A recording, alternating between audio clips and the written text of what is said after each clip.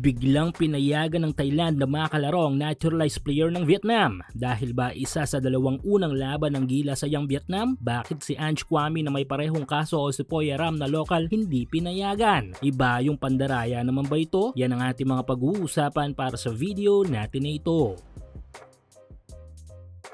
So bukas nga ang pagbubukas ng 33rd SEA Games Men's 5-on-5 Basketball Tournament para sa ating national team, kung saan ay unang makakasagupa natin ay ang kupunan mula sa Malaysia at ang national team ng Vietnam. Nagagawan natin ng separate video matapos nito. Though nagkaroon ng aberya kahapon sa pinakaunang pagdating ng ating national team sa mismong Thailand. Ito nga yung misteryosong pagkakaroon ng sira ng bus na sinasakyan ng ating national team, na kung saan ay sa dami ng bus ng mga atleta sa Thailand ay bukod tanging tayo lang nagkaaberya, na alam naman siguro natin ang ibig sabihin nito. Malaking abala ito para sa ating national team. Dahil ang bagay na ipapahinga na lang sana nila bago sumabak sa ensayo para ipulido ang ilang mga plays na gagamitin nila sa mga magiging laban natin, mukhang nawala pa. Base sa ilang latest post ng mga players natin ay nag-proceed agad sila sa ensayo. Possible na sobrang konti na lang ang pinahinga nila or wala talaga silang naging pahinga. Bagay na po pwedeng makaapekto sa magiging performance ng ating national team dito sa SEA Games. Makikita naman dito sa larawan kung anong abala ang ginawang ito ng Thailand. Este yung palyadong bus ng mga Thai. Pero since Pinoy tayo, ay eto at tila konting pagpag lang at balik grind na ang ating mga kababayan. Pero kung akala natin ay dito na nagtatapos ang kalokohan ng host team na Thailand, ay dito tayo nagkakamali. Dahil strike 2 pa lang pala yun. At eto na ang kanilang strike 3. Kung matatandaan sa pagbago ng rules ng Thailand, ay nagkandaloko-loko ang mga binild na mga lineup ng SBP with Coach Norman Black. Kung saan ay nakailang beses tayong nagpalit-palit ng lineup. At ang ending ay umabot pa sa puntong ni-remove natin ang mga naturalized player o import sa lineup ng bawat team. Dahilan kung bakit di nakakalaro sina Brownlee at hanggang sa 3-on-3 na lang umabot si Ange Kwame. Pero since silang host ay wala tayong nagawa kundi tanggapin yon. Even nga si Poy Aram na local player ay di inalaw ng Thailand sa di malamang dahilan. Pero nito lang ay pinayagan nila ang naturalized player ng Vietnam na si Chris Jeker na lumaro para sa Vietnam national team. Nang maikasa nila ang magiging laban ng Gilas at Vietnam this tournament. Tila planado talaga ito dahil nga inaakala ng Thailand na posibleng matalo ng Vietnam ang Gilas dahil nga lamang sila dahil sa naturalized player. At kapag nangyari yon ay di tayo aabot sa kanila sa finals ng tournament. Mindset siguro ng mga Thai na makakalamang sa husay sa atin ng Vietnam dahil purong local ang mga players natin. Bagay na malaking pagkakamali ng mga ito. Though lamang ang mga Vietnamese dahil nga sa pagkakaroon ng import ay tanga naman natin ang mga malalakas na locals na kung iisipin ay kaya pang tapatan nitong si Chris. Mukhang matindi talaga ang pagiging agresibo ng Thailand na mapabagsak ang Gilas at makuha ang ginto. Even nga mga bagay na imposible o di dapat ay nagagawa na nila. Hindi tayo pinayagang magkaroon ng naturalized player or even si Poy Aram ay hinarang. Pero yung Vietnam inalaw? Ano ang masasabi nyo dito mga ka-hoops? I-komento nyo lang yung opinion sa ating comment section.